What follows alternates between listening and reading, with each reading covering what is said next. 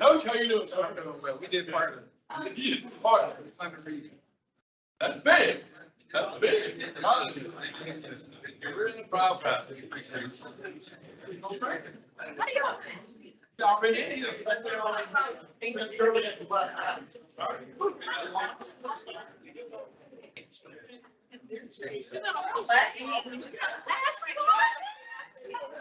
You got that?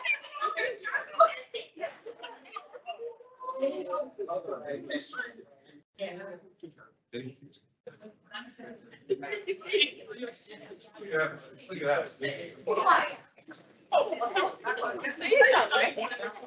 You got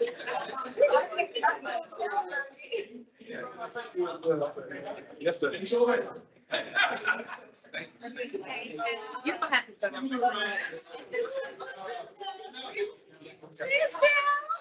No, I did. I wasn't even sure.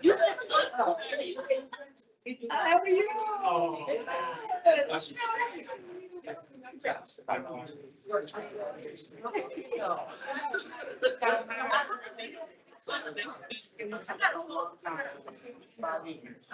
You're old.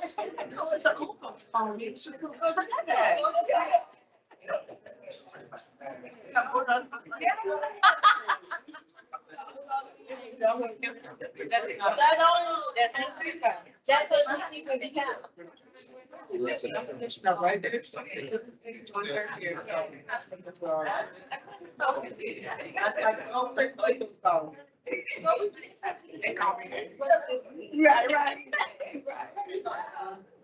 I'll see if I can burn it. That's right.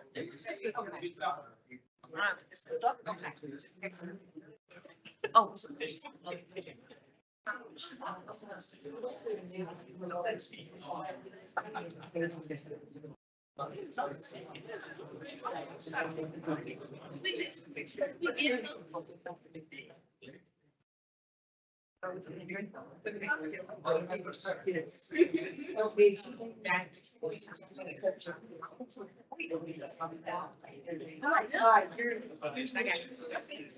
I told her that you had, she was like, you were.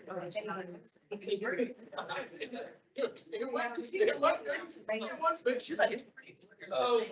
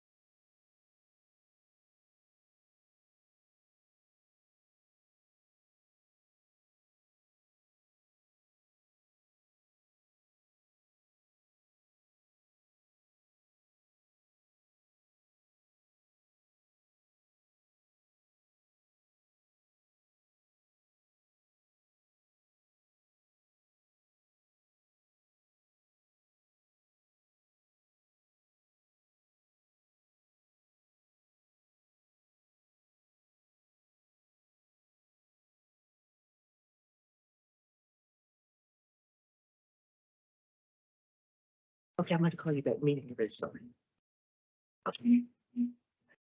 Good evening, everyone. I would like to welcome everyone to the Rockdale County Board of Education regular work session.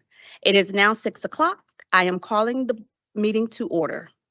Do I hear a motion to approve the agenda as presented? Second, Akita Palmer.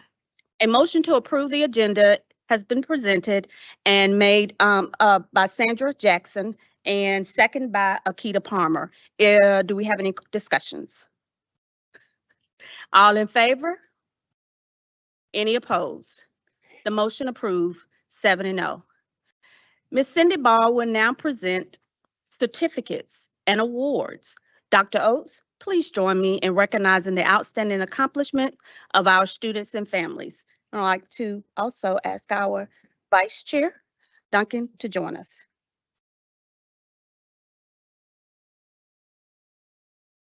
Thank you, Chairwoman Brown. Good evening, everyone, Vice Chair Duncan, our board members, and our guests, our honored guests. I am really excited to bring the Rockdale County High School girls basketball team here this evening for recognition.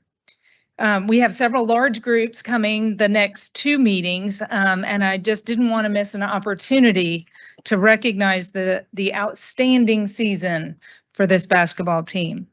Some of the team's accomplishments this season include earning the title of Region 3 6A champions, and not only making it to the Sweet 16 playoffs, but making it to the Elite 8. That warrants applause.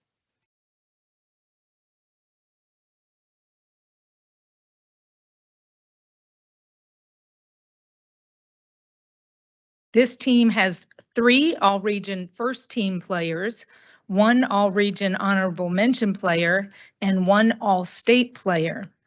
There are 7 graduating seniors, 5 players signed to collegiate athletic scholarships, and 2 continuing collegiate studies with academic scholarships.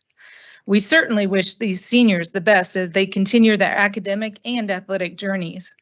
We congratulate all of the team players and coaches for their phenomenal season. We also thank the coaches for their leadership and dedication to this award-winning team. When I call your name, please come forward to the front to receive your certificate, and if you'll stay up front for a group photo.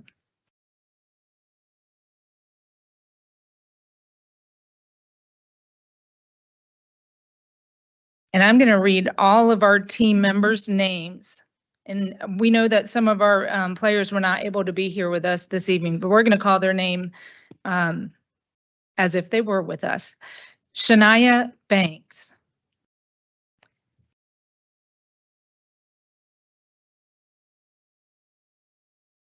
Tremaya Berry, all-region first team.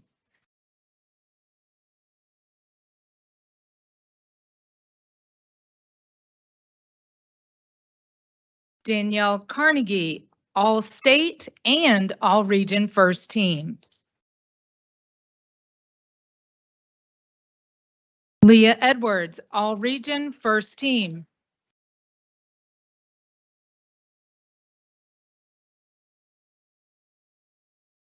Sinai Hazelwood.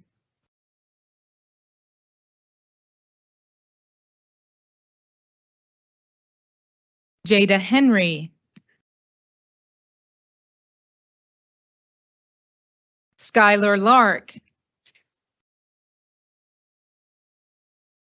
Maya Lester.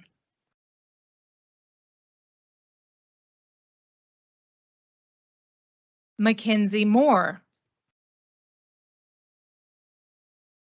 Mariah Moore. Madison Prochet.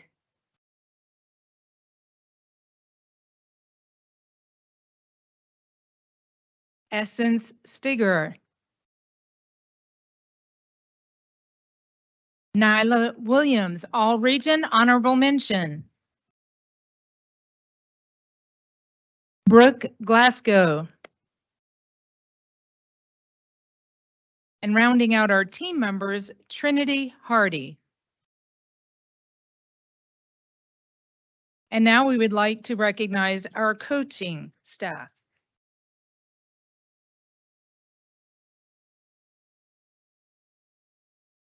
Coach Sean Turley.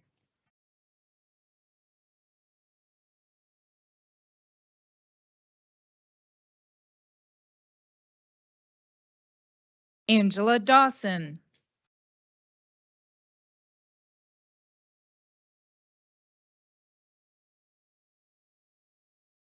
Regina Rome.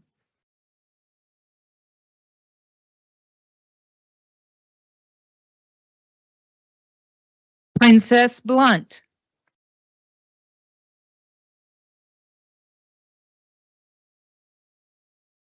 Aaron Turley. And Destiny Carnegie.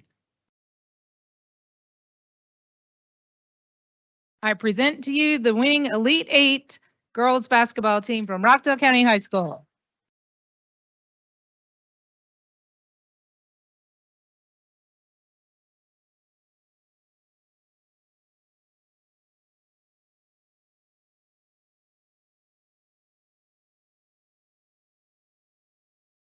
And now we're going to organize for.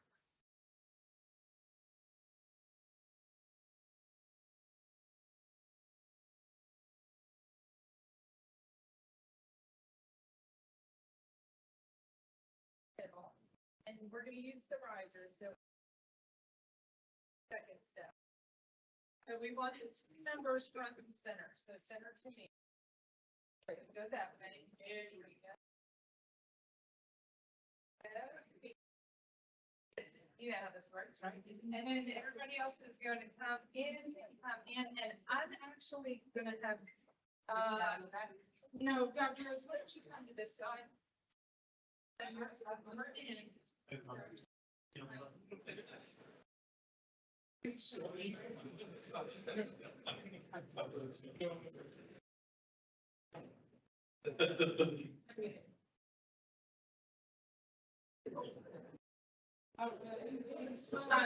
Big smile, look forward.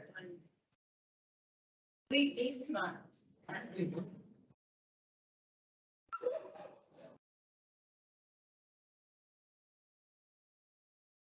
Hold it, keep smiling. I don't read. All right.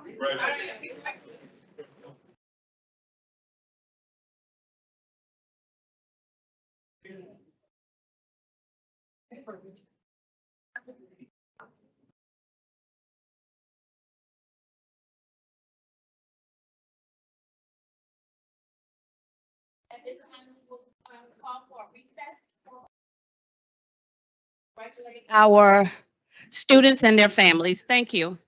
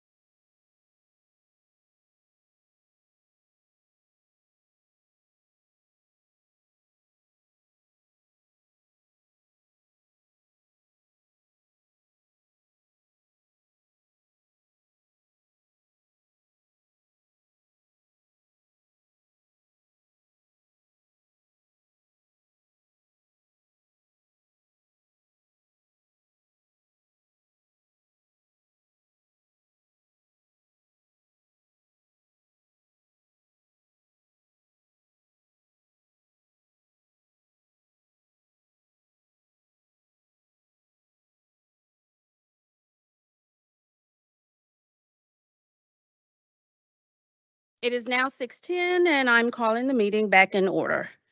There are no visitors who would like to address the board tonight. So the next item on the agenda is the superintendent's cabinet updates. Dr. Oates, please introduce your cabinet. Thank you, Madam Chairwoman. We have up first, Office of Teaching and Learning with some very interesting information. So Ms. Pritchett, Dr. Richardson, Ms. Kelly. Good evening. I know y'all always love to see when I come because you know why I'm coming most of the time, especially this time of year. So good evening, Chairwoman Brown, Vice Chair Duncan, board members, Dr. Oates, cabinet, and guest. This evening, I will present information to you about our K-12 mathematics adoption resources and the renewal of our K-12 health resources. We want to use these resources as core instructional resources. So I will tell you a little bit about our adoption process, the resources themselves, and then make a final recommendation.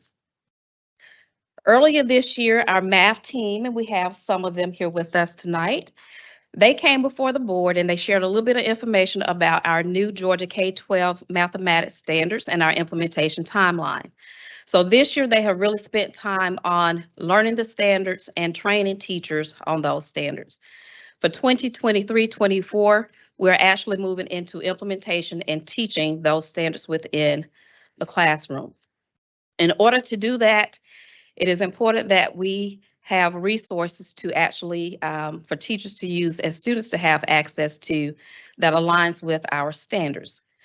So earlier this year, we started what we call a pilot to adoption process, and I'll talk a little bit about why we're calling it a pilot. For the process, I served as a facilitator and a non-voting party for the resources. Here's a little bit of an overview about the process. So during the month of November and December, we originally heard, I attended our state curriculum conference, directors conference, and originally heard that we really didn't have any vendors or publishers out there. So in November and December, we put out a survey just to see how many vendors actually had resources available and ready for us to review. The deadline was December 12th. We actually had 10 vendors to submit information, and so we used a survey and rubric. You'll see a little bit of it in a moment for vendors to provide resource feedback on.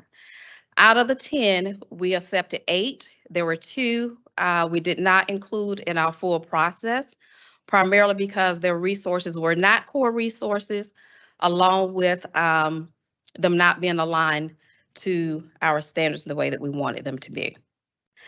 After those, we kind of went through the responses.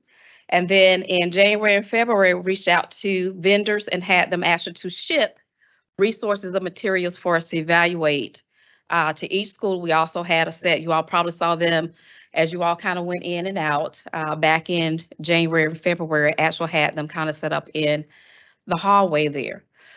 We do have the ones that we're actually going to formally recommend for K-12 and K-5 and then 6-12 out in the back. So if you want to take some time this evening to review those.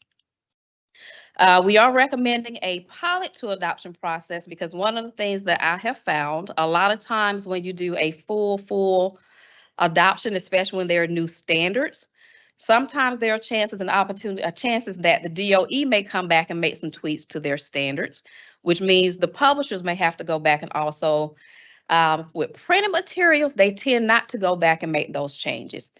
Digital resources, they are able to kind of make some changes. As well as sometimes we may find out when we do our initial review, we think that resource, and that based on our investigation and evaluation, we think that resource really gives us what we need as far as alignment.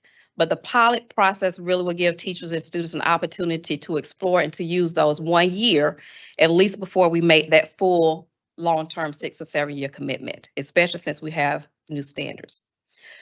Then we went into the local school and public review. I will share a little bit more about that with our in the next couple of slides. On March 21st, we had our vendor presentations where each vendor came in. They had about 75 minutes to present an overview to our steering committee. On the steering committee, it was made up of teachers. We had teachers, instructional coaches, DLSs, an assistant principal, a principal, instructional coach. We had learning support involved as well. Then we went through and kind of came back the next couple of days and dug in a little bit more about the input and the stakeholder surveys. And I will share those a little bit on the next couple of slides. Tonight, I am here to make a formal recommendation from the committee. And then once you all kind of render your decision, based on that, it will determine whether we're able to order materials or not. And you notice the timeline here does say May and June. And as I've come before you normally the last few years this time of year, we want to present it early so that we can hopefully avoid any shipping delays. That will be our main thing, so production and shipping delays. Going into next year, we will actually look and move into providing professional learning for teachers. I've even had some teachers to ask, hey, can we have the resources early so that they can kind of start getting familiar with them and start using them to plan with even over the summer. And then next year, we'll move into our pilot.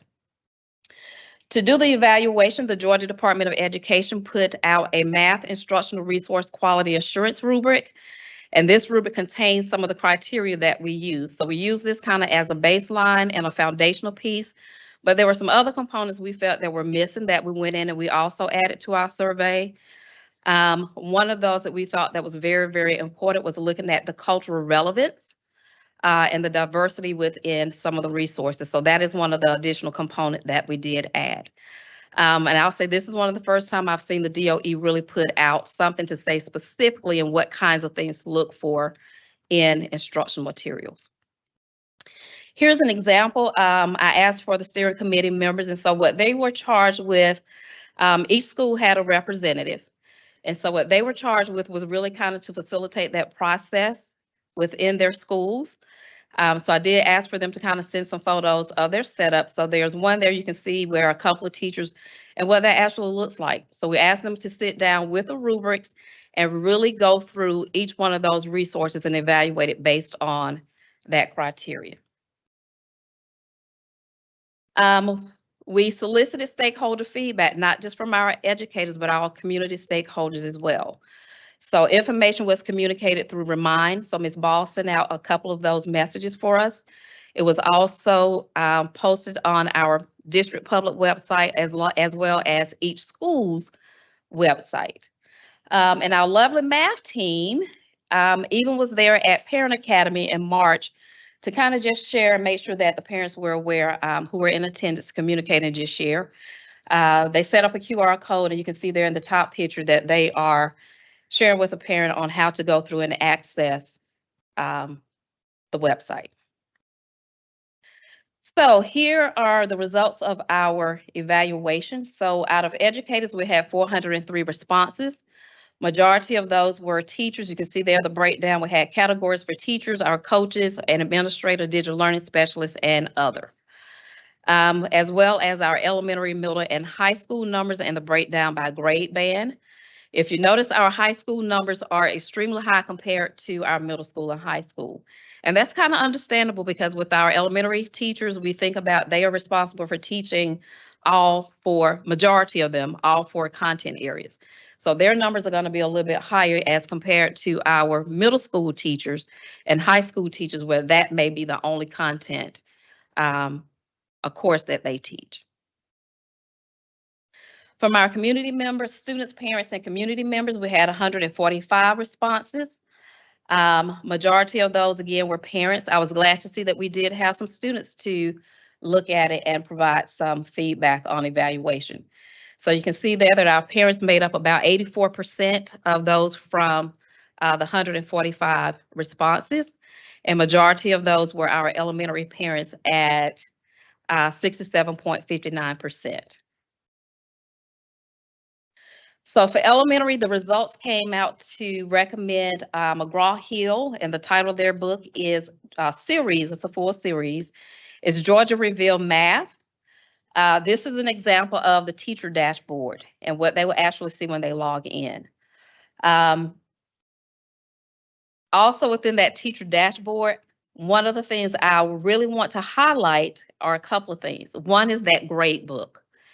This is very, very new when it comes to looking at a digital resource. So one of the things about the McGraw-Hill resource is it can do a grade where the teachers can grade.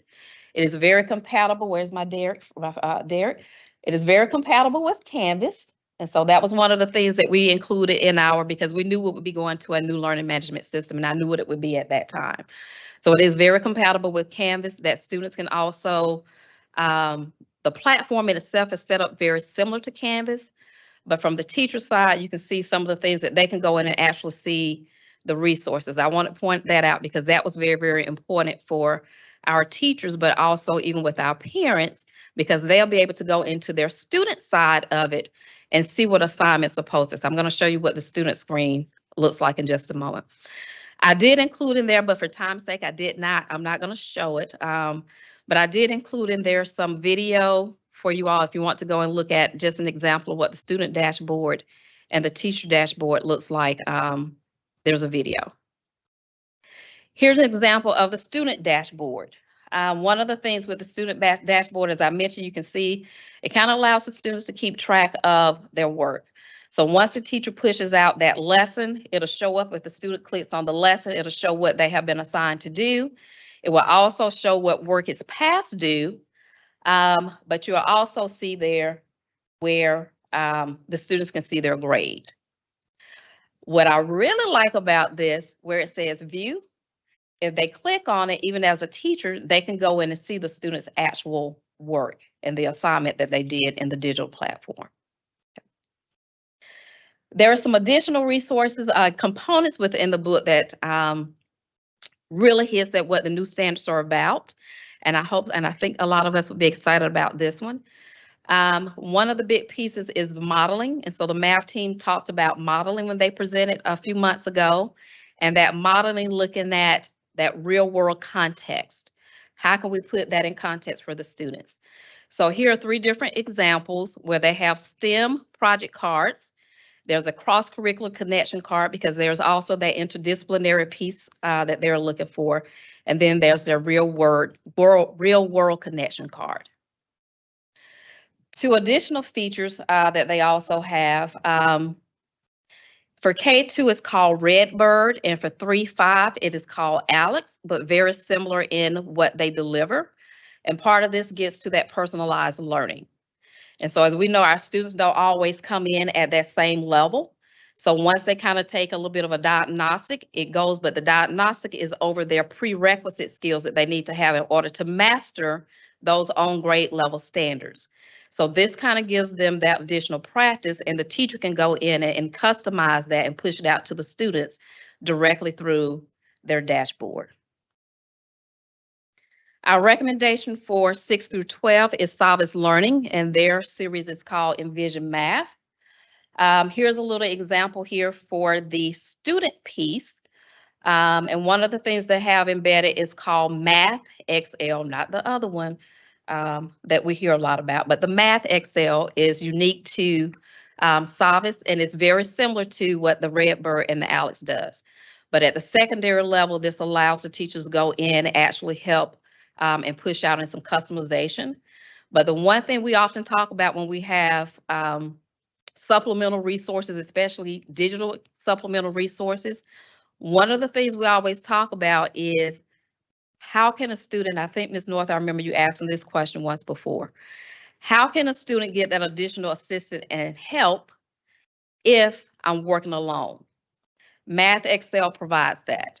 So if a student gets so many problems or gets an answer incorrect, they can click on it and it will show them how to work the problem. There's also another component that we found to be very, very important and a new concept. As I'm working in those and I realize I'm getting problems wrong, they have a piece embedded in here that's called Virtual Nerd. So these are videos that are embedded that if I don't understand a concept or a skill and I need to review, the students can click on it and they can go in and they can get that immediate feedback or a small piece of instruction aligned to that skill. Additionally, you will see in here embedded what we call the 3-act math. which is very much in line to what Georgia has as a 3-act math task, which walks them through, again, a real world connection where they're presented with a phenomena, a word also used to connect to science, where they are presented with a phenomena, then they go through and work through those steps. Another part that we included as our vendor presentation criteria, we wanted to know, we've learned a lot coming out of COVID and the pandemic, what does that family engagement look like for your product? So think about that family engagement piece. And so they also have built in and designed components around it to make it easy for families and parents to access the resource and help their student at home if needed. Talked a little bit about this, but again, Salvis also has included STEM projects. And so definitely making that connection to science, technology, engineering, and math. So now I'm going to move to the formal recommendation items. So for the first one for K-5 is McGraw-Hill, Reveal Math, Georgia. The recommendation is the superintendent will recommend the Rockdale County Board of Education adopt and purchase McGraw-Hill Education's Georgia Reveal Math for grades K-5 as the mathematics instructional resource, totaling $279,835.34. The purchase is contingent upon the approval of the contract by the superintendent and general counsel. The rationale, the mathematics textbook adoption steering committee was comprised of educators from each of the district schools. The selection process included education evaluations, opportunities for stakeholder input, and publisher presentations. After reviewing the identified resources and comparing instructional resources to the new K-12 Georgia K-12 mathematics standards, the mathematics textbook steering committee recommends McGraw-Hill's Education's Georgia Reveal Math. Financial impact, we're asking for $279,835.34 from general fund, and that is contingent upon the approval of the fiscal year 24 budget. Here are this is a list of resources and the specific titles for 612. The 6-8 series all is Envision Math. Of course, going back to Algebra 1, Geometry, Algebra 2, that's within a series, but we also wanted to make sure that we included resources for our 4th year option math courses. So here you can see the list of recommendations for pre-calculus, calculus, statistical reasoning, a pre-P calculus, which is a new course, even offered within the state. AP statistics, college readiness math, multivariable calculus, and advanced finite math. So the overall recommendation is the superintendent will recommend the Rockdale County Board of Education adopt and purchase Salvis for grades 6 through 12 as a math instructional resource, totaling $350,200.69. The purchase is contingent upon the approval of the contract by the superintendent and general counsel. The rationale, the review process included educators' evaluations, opportunities for stakeholder input, and publisher presentations. After reviewing the identified resources and comparing instructional resources to the new Georgia K-12 mathematics standards, the mathematics textbook steering committee recommends Salvis Learning for grades 6 through 12. The financial impact, $350,000, $350,200.69 from general funds, and that is contingent upon the approval of the FY24 budget. And you can see there the breakdown for grades 6 through 8 and 9 through 12. Next, just want to bring a little bit about our health education updates, specifically about a resource. So this is just a reminder that health was in the same place kind of where we are with math a couple of years ago. So we had new health standards that were approved March 25th of 2021. Last year, kind of to implement was optional, so we moved into full implementation this school year, 2022-2023. You approved, so this is a little bit about the resource timeline for those health learning resources. And I do want to add, when we talk about the health piece, this is excluding any sex ed resources. So this addresses all of the other information with the health standards that teachers have to teach. So this is a little bit similar to the same process that I mentioned and walked through with math. And so here is the recommendation. And so this is not a new resource. Our teachers are currently using it, but because it was a one-year purchase for this current school year, we're bringing it before you again for as a renewal. The superintendent will recommend the Rockdale County Board of Education approve the renewal of McGraw-Hill Education's instructional resources for 1 year totaling $76,200.96. The purchase is contingent upon the approval of the contract by the superintendent and general counsel. In 2022, Rockdale County Public Schools conducted a stakeholder review of learning resources for health education. The Health Learning Resources Adoption Steering Committee was comprised of teachers, parents, healthcare professionals, and post-secondary health education experts. The selection process included committee evaluations, publisher presentations, and opportunities for stakeholder input. The process focused on the core concepts for health, such as alcohol and other drug education, nutrition, personal health, safety, mental health, and emotional health. After reviewing the samples and comparing instructional resources to the health education Georgia Standards of Excellence requirements, the Adoption Steering Committee voted to recommend these resources for adoption. The board approved the adoption on June 16, 2022. Again, the financial impact from general funds, $76,200.96, and the purchase is contingent upon approval of the FY24 budget. And one thing I wanted to add, if you look at the breakdown between grade 6 through 8 and 8 through 12, we do offer high school Carnegie course in health in our middle schools to our 8th graders. So that's why you see that there that says grades 8 through 12 for that second. I knew that would be a question. And so that's why we do have that 8th grade listed there in that second item. Just a little bit about, also is included about stakeholder feedback from our health adoption from 2 years ago. And that concludes our recommendations. Any questions? Ms. Pritchett, let me ask you this, in terms of some of those unique elements to this text adoption that extend student learning in terms of giving them additional support. I think I know the answer to it, but how will students receive that familiarization in terms of those specialized elements to it, where they can get additional assistance? So part of that will come with the training. And so we've kind of already started looking at outlining some professional learning for teachers. Of course, we normally, in July, we'll do our learning resource training first with teachers, and then that also means teachers and DLS is needed to be able to help assist with training our students on how to assist and get teachers and students accustomed to that training. So that training is going to have to be ongoing, simply because a lot of times during that pre-planning week, we lay things out and we do a lot of training. But really, they have so many other things. They're thinking about their classroom, getting kids going back. So we'll do that part. Then we'll also provide training in September for our first Independent Learning Day. So that training will continue to be ongoing throughout the year. And I saw where you had those 4th-year math options. And one of the things that occurred to me, in some instances, I know we have kind of cross-departmental or cross-program area, like computer science maybe being eligible for a math credit. Is that part of that, or is that not connected to the 4th-year math piece?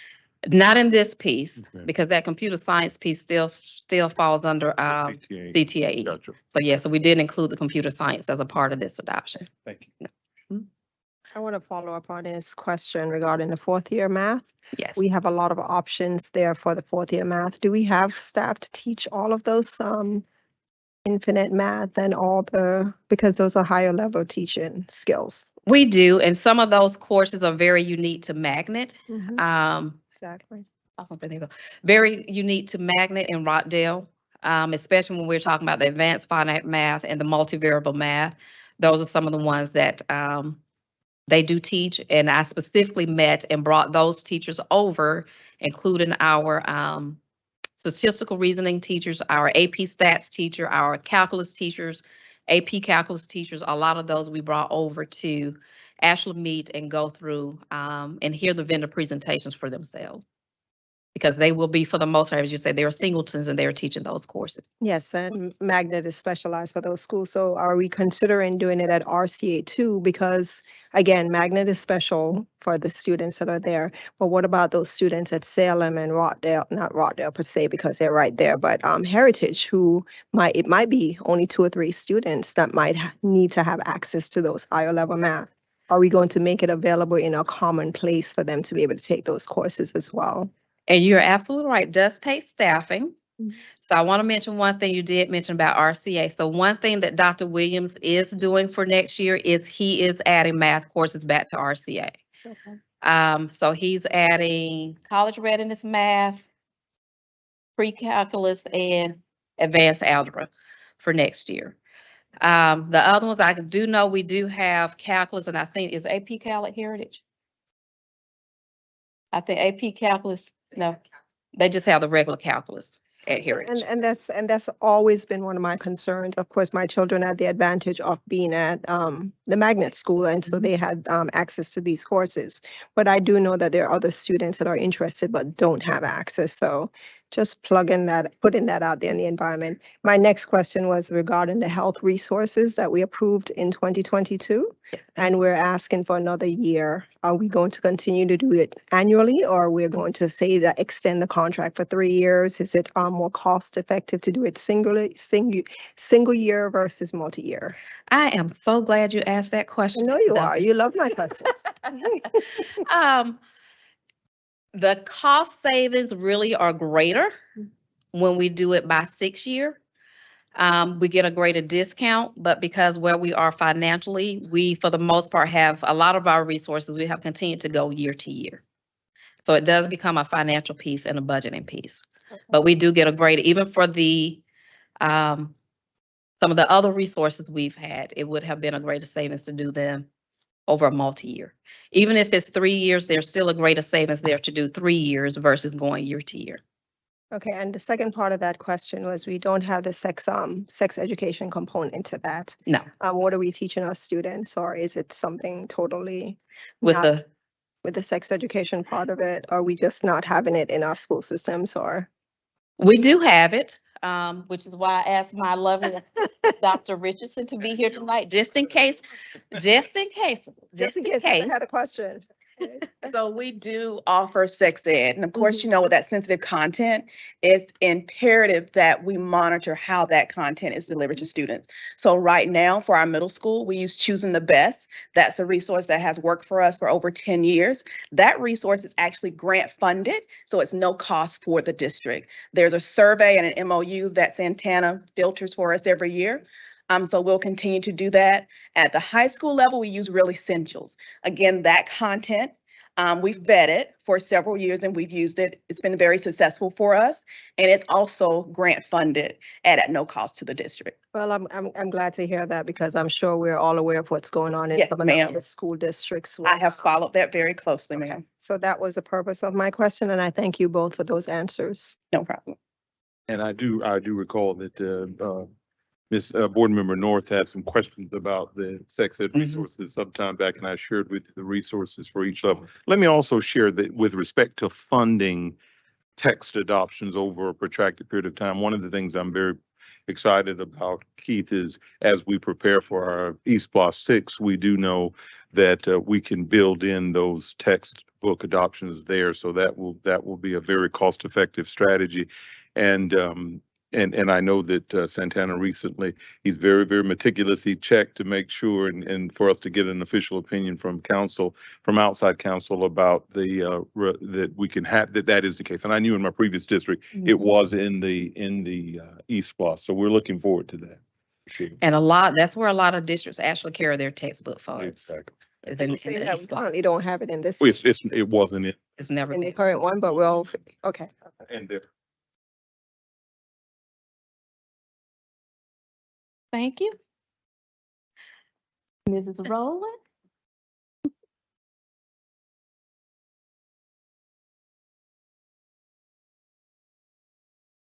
I get the pleasure of talking to you guys about the exciting topic of Georgia milestones. So get excited. I see you all smiling.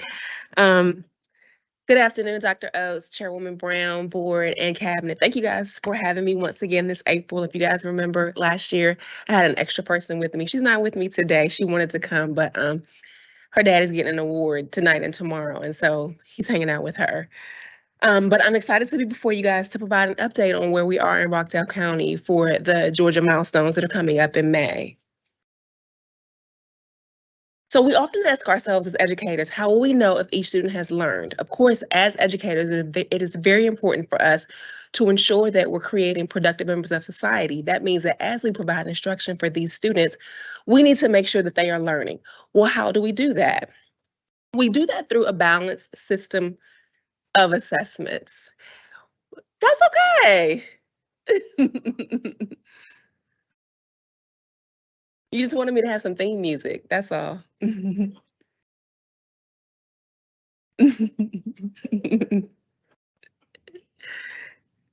So as we think about how to ensure if our students are learning, one of the things that Dr. Oates charged us with when he came was to develop a balanced system of assessments.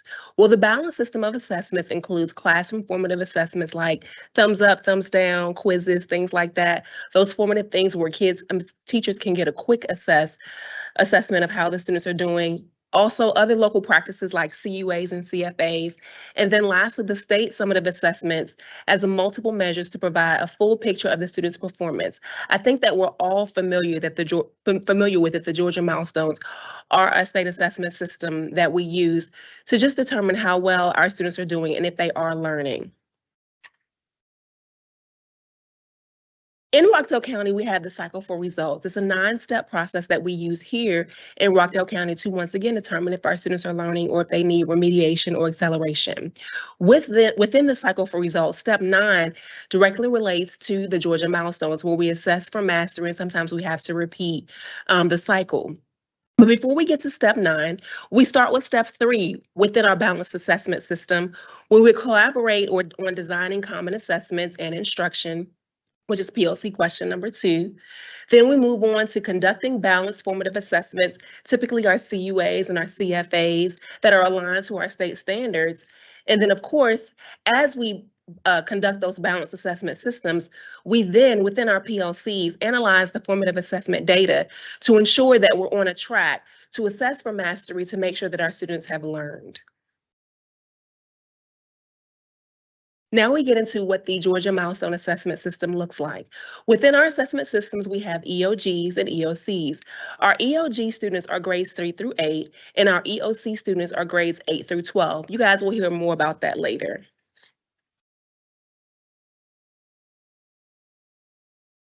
What is the Georgia Milestone Assessment System designed to do?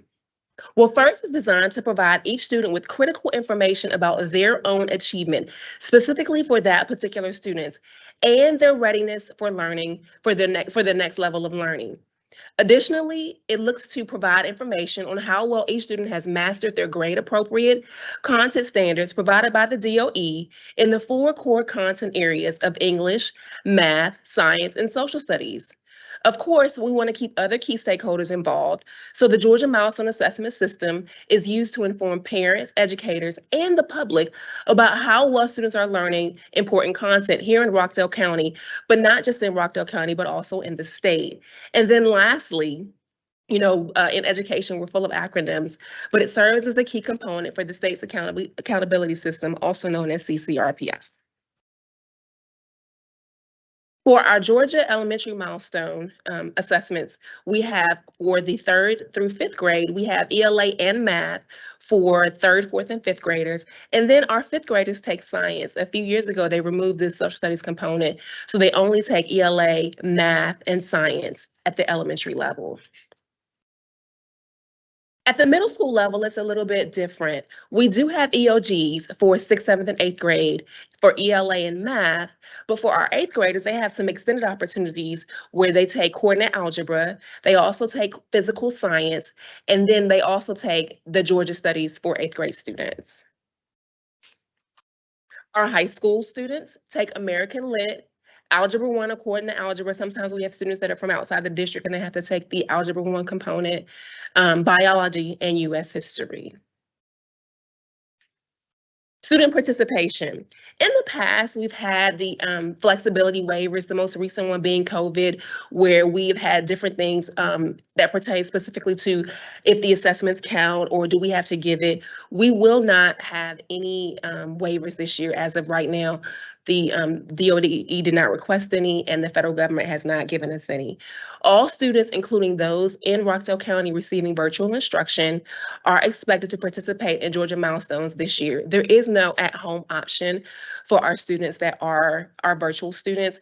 And so we've created plans specific to those students to ensure that they are safe and secure when they do have to test.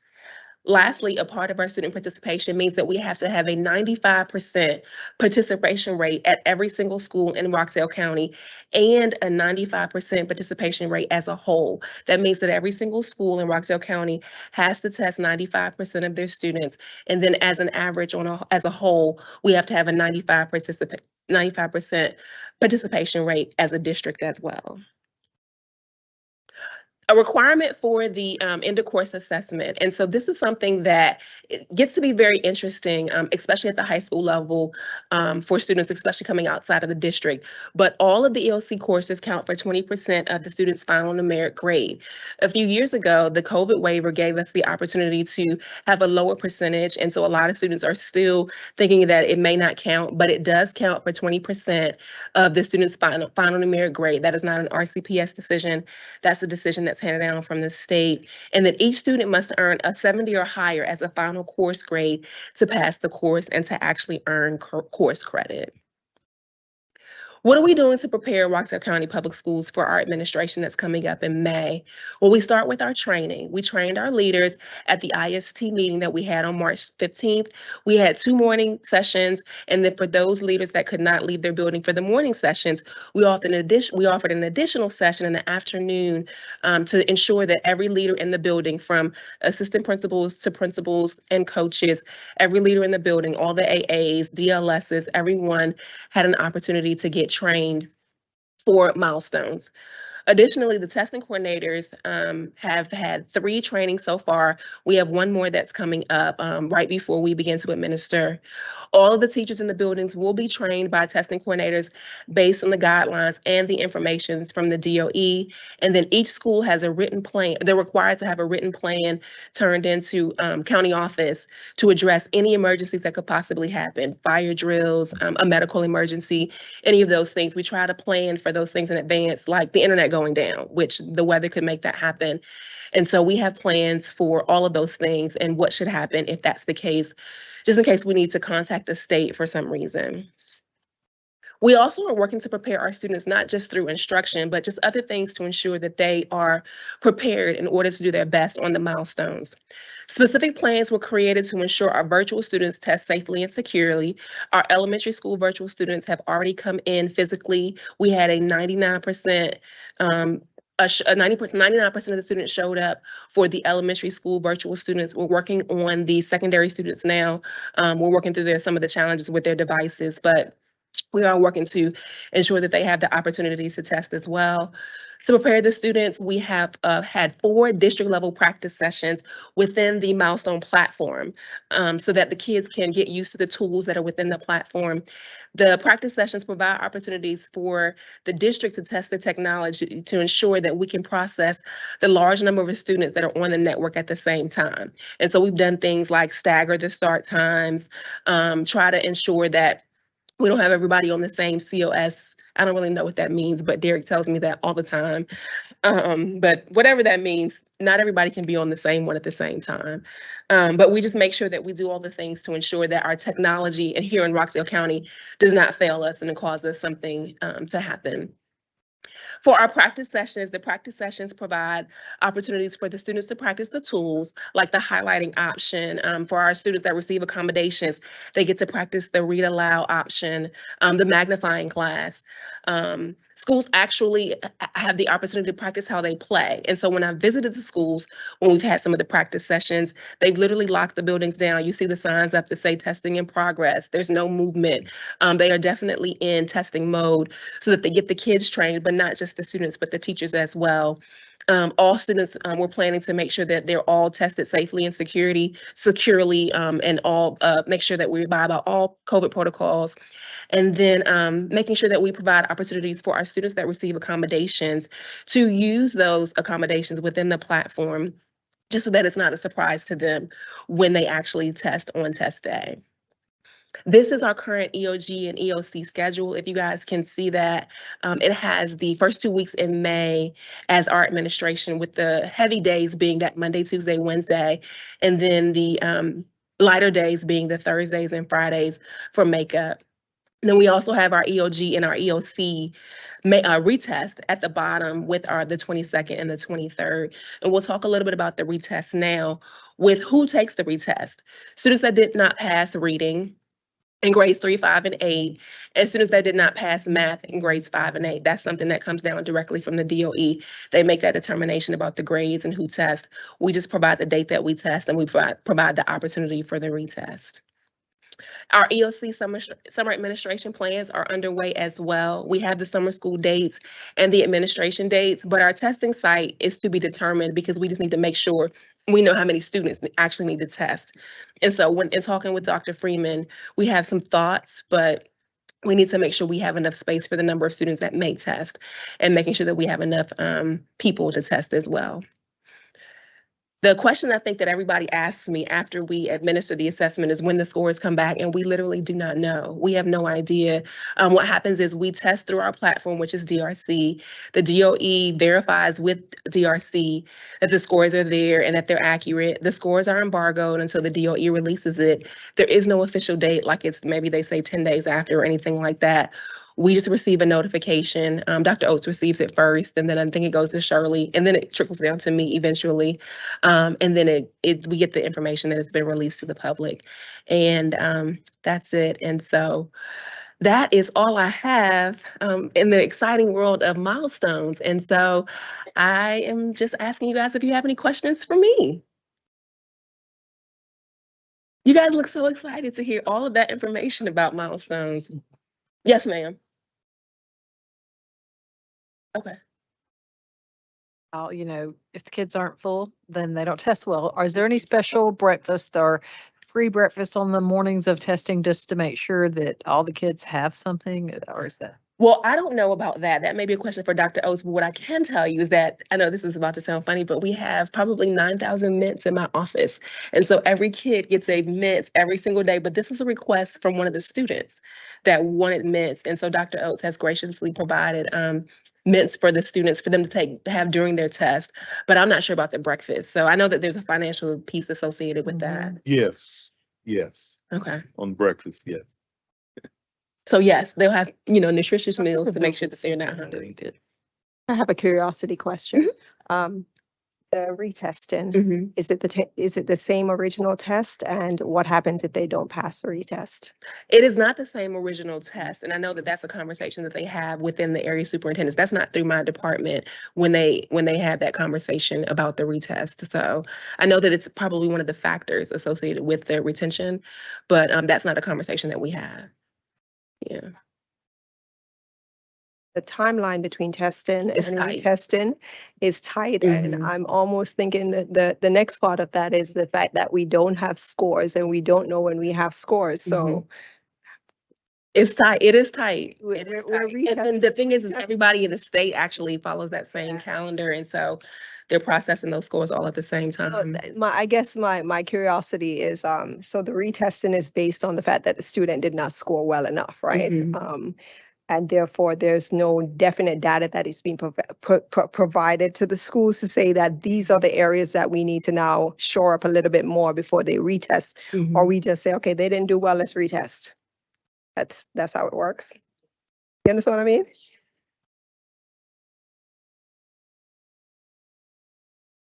Okay.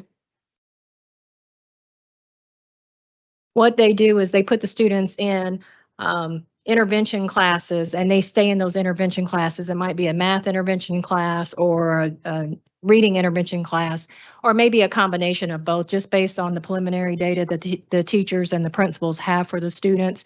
And so they spend those next 2 weeks in those intervention classes, and then they retest at the end of the year. It was actually the principals and the assistant superintendents who bumped up that retest date. And they did that for a couple of reasons. You know, historically, we had summer school where the children would come during the month of June. They would spend about 2.5 weeks in the summer school program and then retest at the end of June.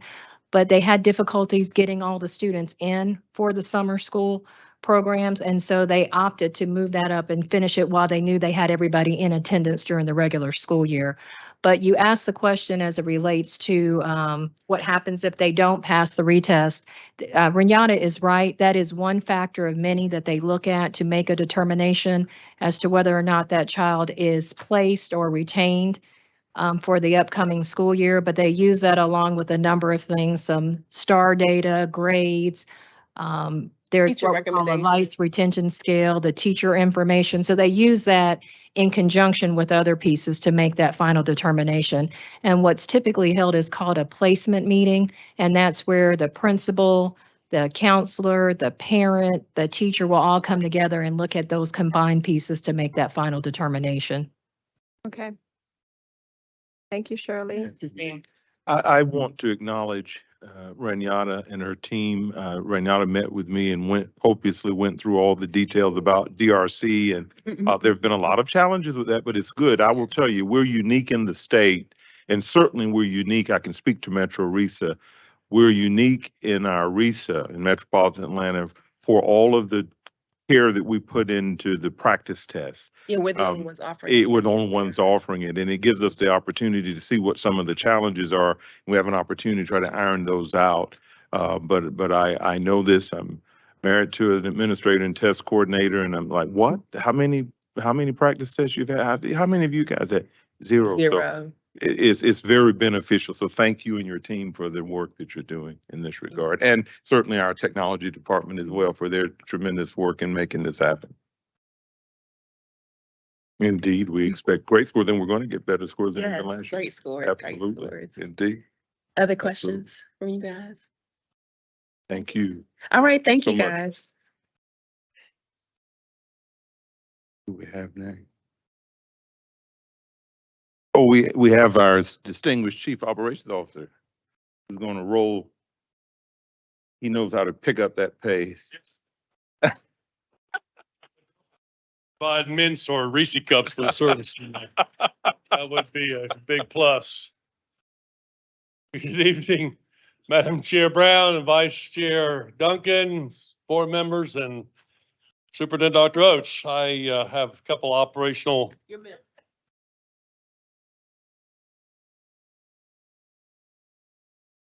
Thank you.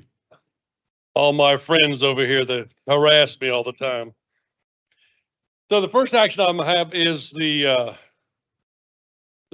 facilities for the old Alpha boardroom re-roofing project. I call that now 954, but till we get the name officially changed. The superintendent will recommend that the Rockdale County Board of Education approve the selection of Skyline Construction Services as the contractor of choice from bids submitted March 9th, 2023. In the amount of $891,000 for the old Alpha boardroom re-roofing project. Skyline Construction Services provide the lowest bid for this project, and this is contingent upon the superintendent's and general counsel's review of that contract. Both roofs have numerous defaults causing significant leaks throughout the buildings. Transportation Operations has moved into the Alpha section, and training space is there as well. And GMC is using our old boardroom for part of their square footage in that facility over there. So for $891,000 instead of East Blast 5, and it's a very needed project. So those of you that used to serve over there remember some of the issues we had back in the day. The second one I have is the Sims Elementary School and Hightower Elementary School renovations and modifications. Superintendent will recommend that the Rockdale County Board of Education approve the selection of Bowen and Watson as a general contractor choice from bid submitted April 6, 2023 in the amount of $10,711,000 for the Sims Elementary School and Hightower renovations and modifications. This is the lowest bid. The renovations, the modification project includes the upgrade of HVAC systems, the replacement of lighting, replacement of the fire alarm system, and the replacement of ceilings. And this is a lot like we did at Lorraine Elementary School with the current CMR 1 and 2 that we're under operation right now and closing down. This is a project that has come in a lot higher than we expected, as you saw the bid sheet there in your package. Bruce and our architect had estimated this to be right around $7 million. I will tell you the pricing of product has gone out of the roof. Also getting contractors and subcontractors who are available to do the work and willing to do the work is another big issue we're facing these days, all post-COVID stuff that we're still dealing with, and it's unbelievable. As you notice also, this project, which should be a very quick project to complete, is going to be a minimum of 16 months. We know some of the parts that we will need for Hightower. It's going to be a 12-month from the time you approve this, and we get the orders in till we get it back. Just a couple other things coming down the pike. The CMR 1 and 2, we are wrapping up those projects, which had to do with Salem Memorial, Rockdale County High School, and Lorraine. And I will bring an adjustment to that CMR project cost that it went up. It was the primary cost of the HVAC systems, and the roofing is what has caused that to spiral. And we will settle up with them. Hopefully bring that to you next month. Courtesy Parkway Extension, as you know, that's coming in over there by Flat Shoals Elementary School. So I know our Mr. Flanagan is looking at some right-of-way stuff that they're bringing.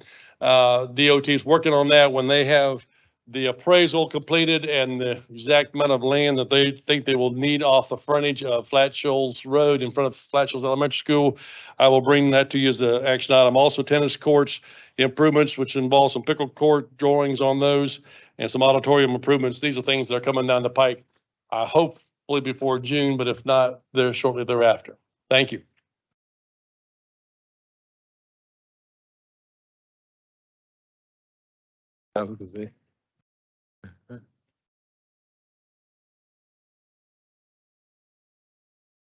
Question about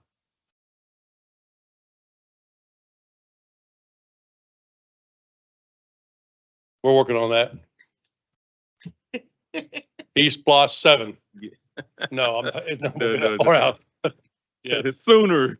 a lot sooner. Well, there's strategy behind that, but we won't talk about that right now, okay? Okay, we have Derek coming up. Few little additional tech devices. Good evening, Chairwoman Brown, Vice Chair Duncan, Dr. Oates, board members. Student and teacher devices are on a 3-year refresh cycle. This year, or coming up year, will be elementary for 2nd through 5th grade, and the following year will be high school and then middle school. The student device is the one on the left that you see there, is actually a rugged device for students, has 11-inch screen, it's touch screen, and it's a Windows 11 device. The one on the right is a 13-inch screen for teachers. The superintendent will recommend the Rockdale Board of Education approve the purchase of 4,600 Dell Latitude 3140 student laptops for $2,969,484 under state contract. This is from East Bloss 5 funds. The next action item, the superintendent will recommend the Rockdale Board of Education approve the purchase of 830 Dell Latitude 3340 teacher laptops at $884,290.30 under state contract, and this is also out of East Bloss 5 funds. This is also the time that we'll be refreshing our elementary iPads. It's for pre-K through 1st grade and some learning support classes as well. The superintendent will recommend the Rockdale Board of Education approve the purchase of 2020 iPads, 9th generation, for $967,479 under state contract, and this will also be out of East Bloss 5 funds. The next action item is Aruba network switches. The superintendent will recommend the Board of Education approve the purchase of 177 Aruba network switches and switch peripherals from MXN Corporation for the total cost of $198,014. This represents 20% of the overall cost of $990,070, with the remaining $792,056 being paid from federal E-rate program funds. This is out of eSPOS 5 funds. The last action item is Aruba ClearPass Managed Network Access Control. The superintendent recommends the Rockdale Board of Education approve the annual purchase of Aruba ClearPass Managed Network Access Control from Layer 3 Communications. This purchase is based on a 5-year agreement between Layer 3 Communications and Rockdale County Board of Education, Rockdale County Public Schools. ClearPass is basically an application that's installed in our network, and it monitors and manages and makes sure that only authorized devices and users access our network. Layer 3 Communications will install, configure, manage, or monitor and support the Aruba ClearPass over the next 5 years. So with this, the district's total obligation over the 5-year contract is $91,380 as planned from general funds, which is 20% of the total cost of $456,900, because the other 80% is paid out of is paid out of E-rate funds. And you can see the breakdown of the 5 years listed below. And that's all I have tonight. Thank you very much. Derek, I wanted to ask, what happens to the devices that you're replacing? Are they going into a storage, or are they recycled for funds, or what happens to them? Oh, that's a great question. Matter of fact, we're working on that right now. We've spoken to about 10 different vendors looking for the best price for us. And so what we do is it's a buyback program. They purchase those devices back. One of the biggest thing is they ensure that all of the data is erased from every device. So all of the hard drives are erased. And so at the end of it, we'll get a certification, a list of all the serial numbers. And so they ensure that all of that data has been removed. Okay. So we work on. Thank you. You're welcome. Thank you, Derek. Keith. Keith?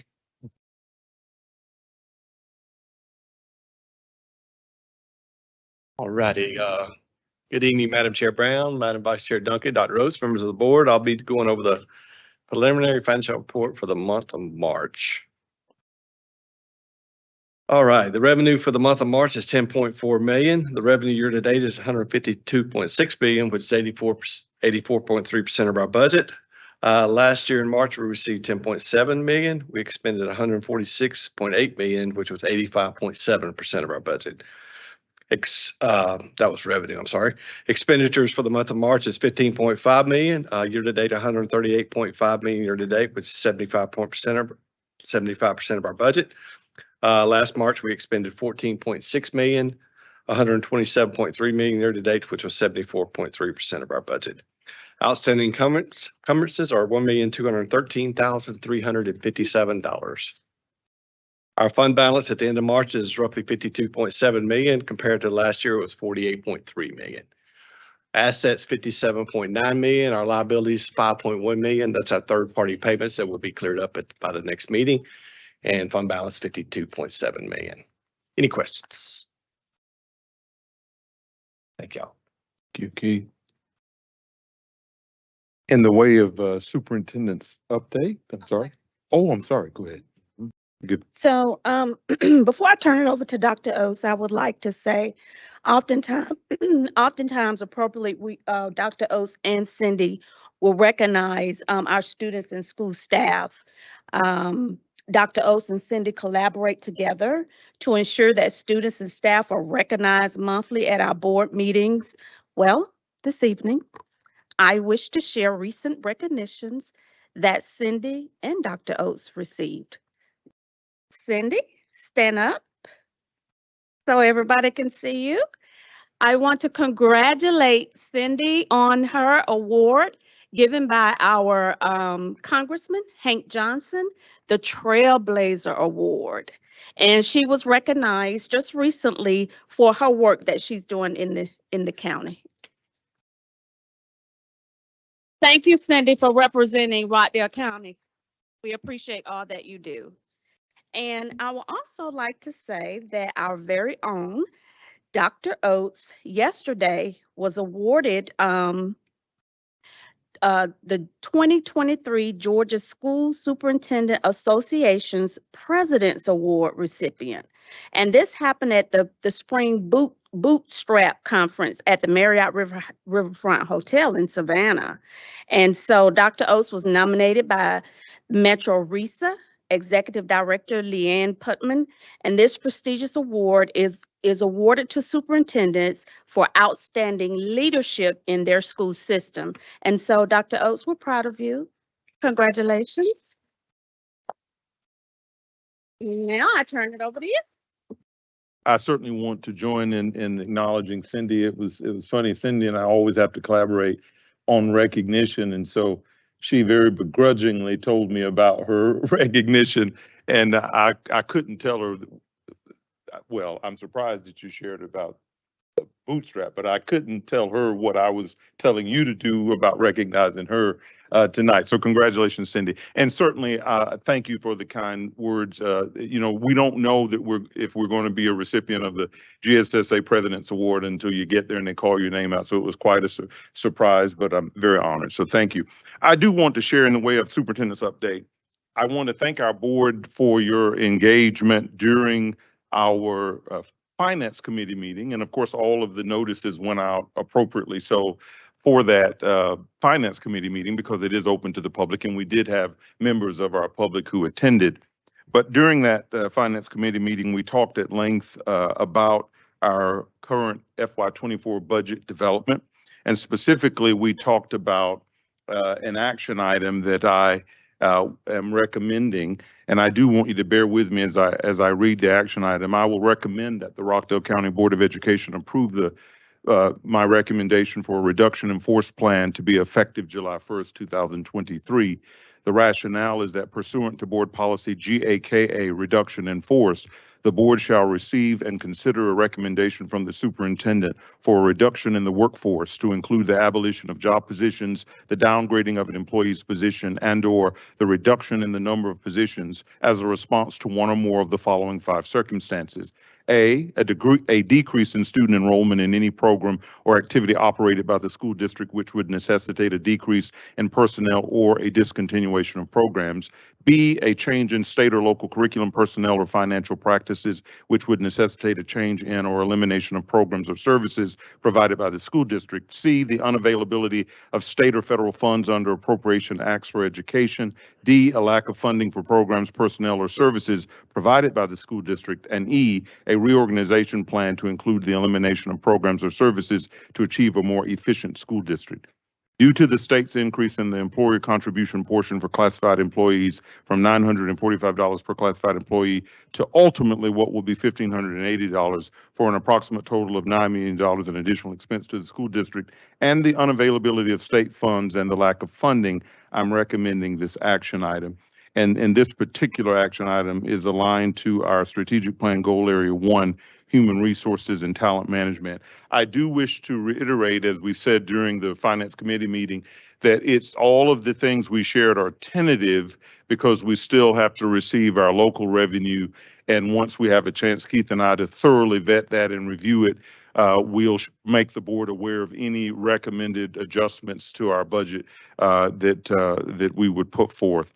And I do believe we're going to be hearing something very soon, as early as later this evening or tomorrow, from our tax commissioner. So I'll certainly keep the board informed accordingly. But that's all the information I have, Madam Chairwoman. Okay.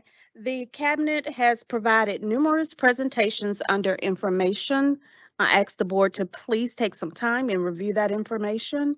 Also, to review the March 2023 board minutes and provide any edits to Ingrid. We will vote on those minutes at the regular session.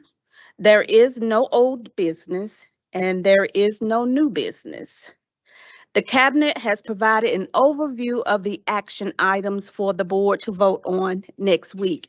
Is there a motion for the action items to be placed on consent agenda? Thank you. All right.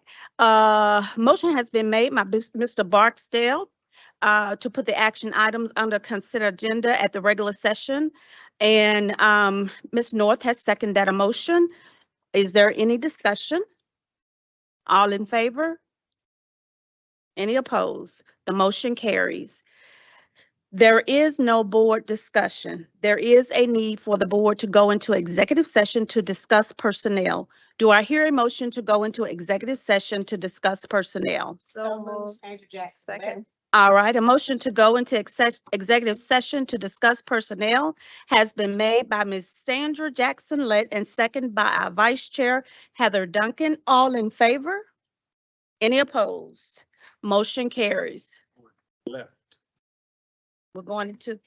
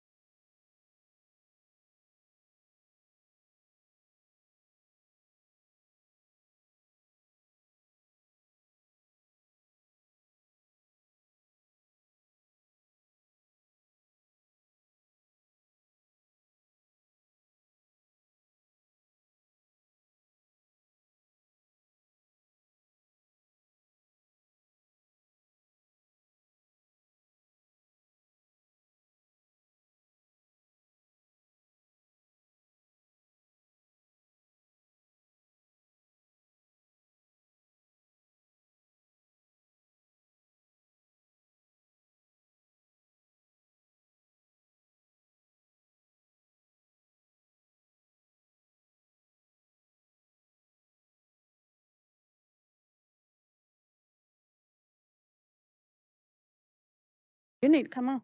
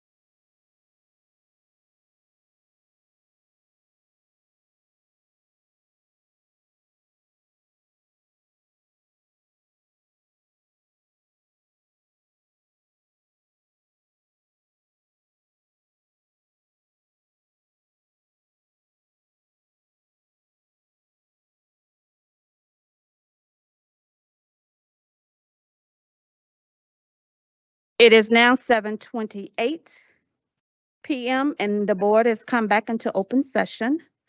Do I hear a motion to approve the superintendent's recommendation to appoint Haiti Daniel Knight, currently instructional coach at Sims Elementary School, to serve as assistant principal at Peaks Chapel Elementary School, effective July the 1st, 2023? Is there a second? Second. No, That was Janie Jones, second. Janie Jones, I second. Janie Jones, Miss Jones. A motion has been made by Mr. Barksdale and a second by Ms. Jones. Is there any discussion? All in favor? All in favor? You don't, any opposed? Motion carries 6-1. Do I hear a motion to approve the superintendent's recommendation to appoint Janelle Gibson, currently digital learning liaison at Briar Lake Elementary School in DeKalb County, to serve as the elementary school virtual assistant principal effective July the 1st, 2023? So moved. Is there a second? Second. A motion has been made by Ms. Duncan and a second by Ms. Jones to appoint Janelle Gibson. Is there any discussion?